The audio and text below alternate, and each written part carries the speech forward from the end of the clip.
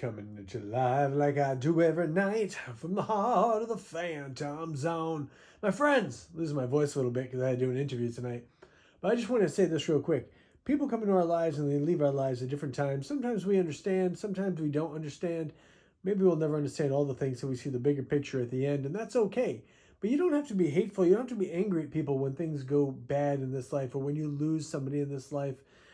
I did a video once called The Story of the Boat. It's on my YouTube channel. And the idea is just that sometimes, like the old days, when you had a ferryman that would you'd pay to take you across the river, you knew when the boat ride began, you knew when the boat ride ended, and then that was it. You got off and just went on your own way. A lot of relationships in this life, friendships, whatever it may be, a lot of them are just like that little boat ride. You don't know how long it's going to be when you start a new relationship, a friendship with somebody, and you don't know where you're going to be where it ends. But you don't have to be hateful when things end. You can always be thankful for the time you spent together, the good moments.